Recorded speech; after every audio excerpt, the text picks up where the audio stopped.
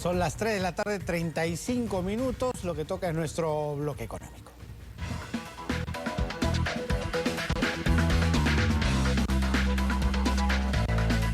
Vamos a hablar de un tema que está en el debate público prácticamente desde que inició la pandemia y antes también, que es el de las AFPs. ¿Qué hacer con los fondos de pensiones? Ya creo que se ha llegado a un consenso, que necesitan una reforma incluso que a inicios del gobierno de Pedro Pablo Kuczynski se intentó hacer, ya después con todo este problema de enfrentamiento entre el Congreso y el Ejecutivo se quedó ahí como que guardado, como que paralizado, pero se reclama porque finalmente lo que siente la población, y esto se lo voy a preguntar a mi entrevistado, es que le entregamos nuestro dinero, son miles de millones que ellos manejan, con los cuales se enriquecen, esa es la idea que hay, y finalmente el único riesgo lo corremos nosotros cuando bajan las acciones, cuando bajan los fondos de inversiones, perdemos plata nosotros y ellos no pierden nada. Me refiero a las AFP. Esa es la idea que hay, que es un sistema absolutamente injusto. ¿Se puede perfeccionar? ¿Podemos virar hacia otro lado? ¿Qué ideas en el mundo hay sobre fondo de pensiones y jubilaciones de las cuales podremos nutrirnos? Estamos con Paulo Comitre a través de la línea telefónica, que es director de la Maestría de Finanzas y Derecho Corporativo de ESAN. ¿Cómo está, Paulo? ¿Qué tal? Muy buenas tardes. Hola, Juan Carlos. Buenas tardes. ¿Cómo has estado? ¿Qué tal? Muy bien. Bueno. ¿Qué se puede hacer con los fondos de pensiones? Parece que una reforma es lo que tendría que venir, pero ¿por dónde la canalizamos? ¿Hacia dónde apuntamos con ella?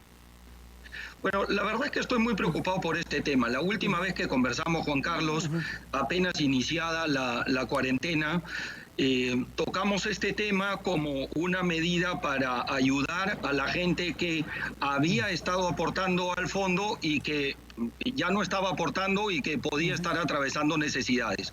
No sé si lo recuerdas. Sí. También hablamos del tema de la CTS, y hablamos del reparto de víveres, iniciada la cuarentena. Bueno, y lo que ha terminado ocurriendo es, por decirlo menos, impertinente, además de populista y antitécnico, ¿no?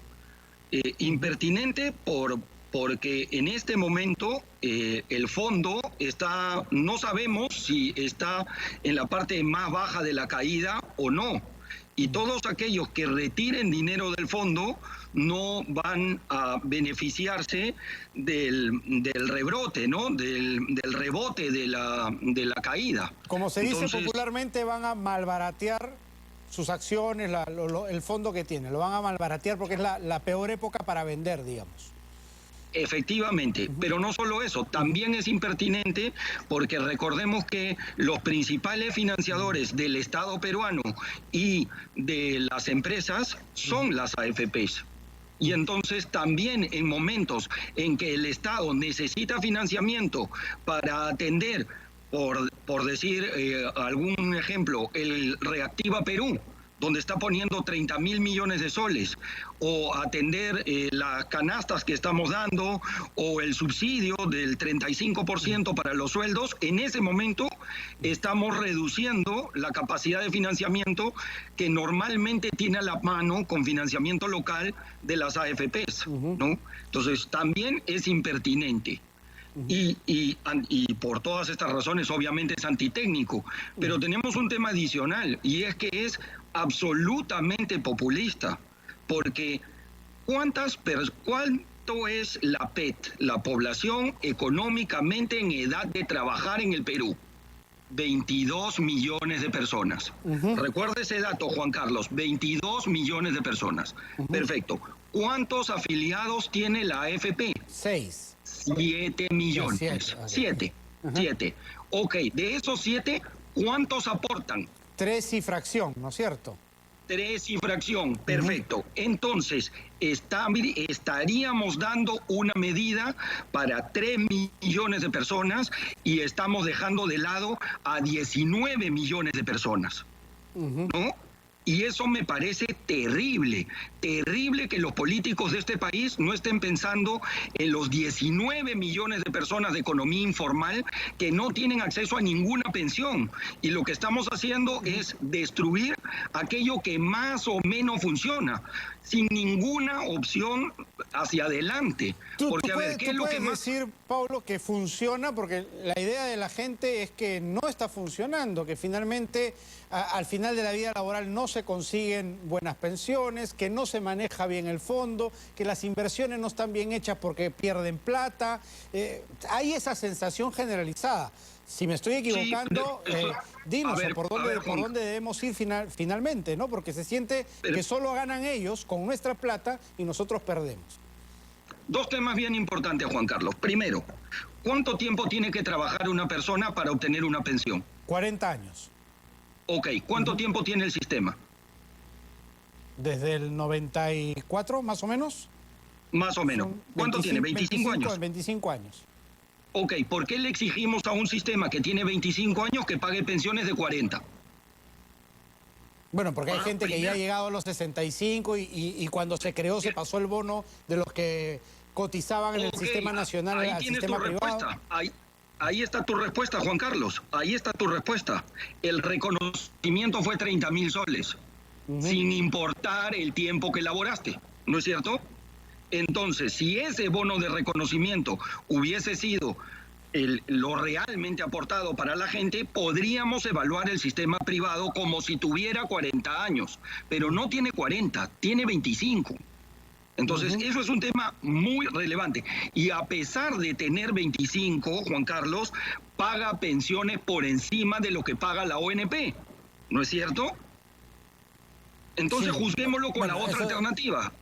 Eso sí no sé, porque no conozco a nadie que se haya jubilado todavía, que esté cobrando pensión, como para tener un punto de comparación. Porque la ONP máximo paga 800, ¿verdad? Entre 400 y 800. Los promedios los conocemos, Juan Carlos. El promedio del sistema privado es muchísimo mayor que el promedio de la ONP. Entonces, si quisiéramos juzgarlo con la alternativa, es bueno, ¿ok? Ahora, yo no estoy en contra de una reforma, Juan Carlos, estoy totalmente a favor de una reforma. ¿Qué le reformarías tú, por ejemplo? Pero creo que satanizar al sistema no nos lleva a ningún sitio. Por ejemplo, lo que está ocurriendo ahora, le van a retirar 25% del fondo al sistema. ¿Y qué? Cuando esta gente llegue a jubilarse y tenga pensiones 25% menores, ¿qué vamos a decir? Correcto. En eso estamos plenamente de acuerdo. Si el sistema no funciona, cambiémoslo por otro, pero no te puedes llevar la plata que es para tu jubilación. Eso es por lo menos mi opinión también. Es poner... Correcto. ¿Pero qué le cambiarías tú? A ver, creo que es una buena medida hacer que las comisiones de las AFPs estén alineadas con el rendimiento del fondo. Sin embargo, habría que hacer modificaciones a la política de inversiones. Juan Carlos, ¿tú no te has puesto a pensar por qué todas las AFPs ganan lo mismo? ¿No te parece raro eso? Porque todas ganan lo mismo, ¿no es cierto? Pues es décimas las que se diferencian una de la otra. ¿Por qué?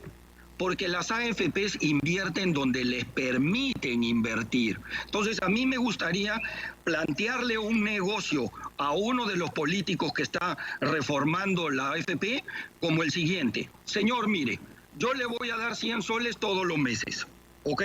Usted va a invertir en donde yo le digo. Yo digo dónde se invierte, ¿de acuerdo? Ok. Si se gana plata, toda es mía. Y si se pierde, usted la pone. Ah, y ojo, usted solo puede cobrar un sol mensual. ¿Tú harías ese negocio, Juan Carlos? No, es demasiado riesgoso. ¿Y por qué se lo exigimos a las AFPs? Porque ese es el negocio de las AFPs. Las AFP no invierten donde quieren, invierten en donde está permitido invertir. O sea, tú les abrirías el abanico, para empezar. Esa es una opción, abrir el abanico. Y entonces que haya diferencias. Y ponerle topes mínimos de rentabilidad también, ¿no? Porque finalmente si yo te estoy pagando una comisión para que trabajes mi dinero y me lo hagas rendir y no me lo haces rendir, entonces ¿por qué te voy a pagar? Sí, en ese caso sí, pero él es libre de invertir donde él quiera, ¿no es cierto? Pero hoy día no es así. Hoy día se invierte donde les es permitido. Entonces, por lo tanto, no es posible que a mí me digan dónde invertir y si se gana, no, es del otro. Pero si se pierde, la pongo yo. No me parece correcto. Pero aún así Entonces, sí ha sido un buen negocio para las AFP, ¿no? Que están repartiendo incluso utilidades, ¿no? Millonarias, además. Claro, pero a ver, es un buen negocio por volumen, ¿no? Y hoy, pero no nos olvidemos del pasado, ¿no? O sea, hemos tenido muchos años en que la informalidad no permitía que las AFPs agarren volumen. O te olvidaste que empezaron, no sé, 15 AFPs y quedan 4. ¿Por qué razón quedan 4? Si es un negocio tan bueno, ¿por qué no tenemos 25 o 30? ¿No? Y evaluar otra forma de meter mi dinero en alguna otra cosa que sea, por ejemplo, menos riesgoso. Podría ser un fondo a plazo fijo o algo así, que da una rentabilidad y no tiene ningún riesgo, porque la plata solamente cobra intereses y nada más. Sí, pero las tasas que pagan los bancos son, si bien 5, son 7, bastante ¿no? seguras, son 5, bastante 7. pequeñas también, ¿no? Dependiendo de, bueno, va a depender un poco del volumen y el momento, efectivamente. Yo creo que es pertinente reformar el sistema de pensiones en general, ¿no? Total. Y tenemos que pensar en la pensión de la gente que hoy no está aportando. Entonces, como te decía, tenemos 19 millones de peruanos que no van a tener nada. Claro. Y Juan Carlos, lo más probable es que tú y yo no nos preocupemos por ellos, pero nuestros hijos sí. Y seguro a ellos les van a subir los impuestos para hacerse cargo de esos 19 millones que hoy están en la informalidad y que no han generado ni $1 para su vejez. Sí, ¿Y qué correcto. es lo que están haciendo los políticos peruanos por esa gente? Nada. Están atacando a mí al negocio. a mí lo que me da miedo es que se está generando esta idea de que no se necesita o no es necesario un fondo de pensiones, ¿no? Y llévate toda tu plata a tu casa y tú ya ves lo que haces con ella. Esa idea no debe primar. Es importante tener un fondo para la vejez. Ahora, la gran pregunta es el cómo, ¿no? ¿Cuál es el camino más correcto para que esa plata que tú aportas rinda lo más posible y tengas el fondo más grande posible a la hora de que pasas a la jubilación, ¿no? Juan Carlos, pero bajo esa lógica, en este momento tampoco nos tendríamos que preocupar de repartir canastas con alimentos para nadie, ¿no? Porque alguien debió haber ahorrado para enfrentar esta situación o cualquier otra que se le presente. Sí, bueno, entonces, hay gente que vive el día a día y no tiene ninguna capacidad de ahorro, ¿no? Juan Carlos, son 19 millones de peruanos, ¿no? Así es. Es el 70% de la población la que vive el día a día, que está en la informalidad. Eso es, ¿no? Y son muy poquitos los que tienen. Y la verdad es que otro tema bien importante es que en este momento le están permitiendo a la gente que tiene dinero, porque a las empresas no les están permitiendo despidos y por lo tanto las empresas están obligadas a pagar. Luego la gente tiene acceso a 2.400 soles, ¿no es cierto? Por la CTS. Y a esas personas le vas a dar el acceso al 25% de su fondo de pensiones con un límite de aproximadamente 14.000 soles. Sí, correcto. Bueno, la CTS creo que era el fondo a tocar en esta coyuntura, no el de la AFP, ¿no?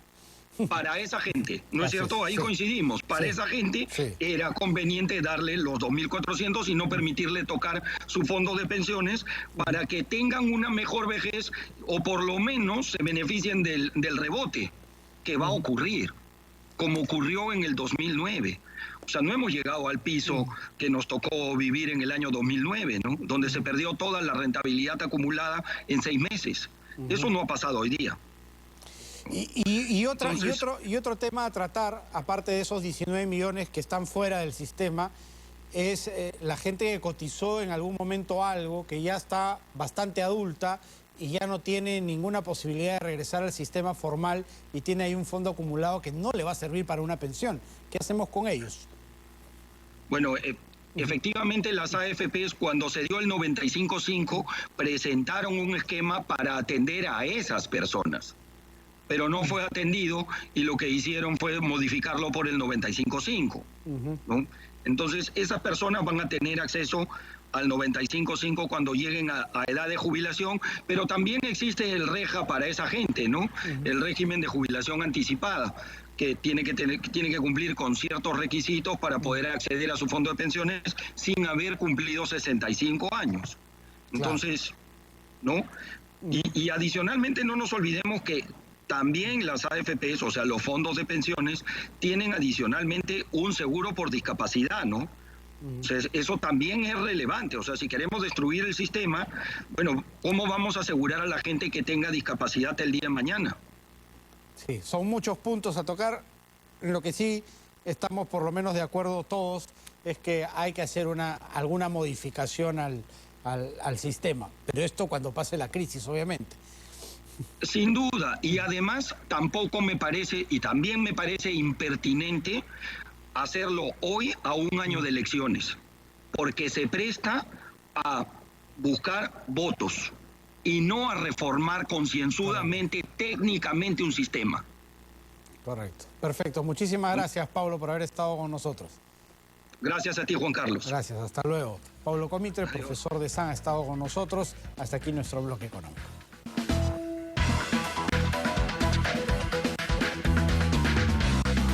Vamos a cambiar radicalmente de tema. Muchos famosos se sumaron a los conciertos en casa, una gran iniciativa para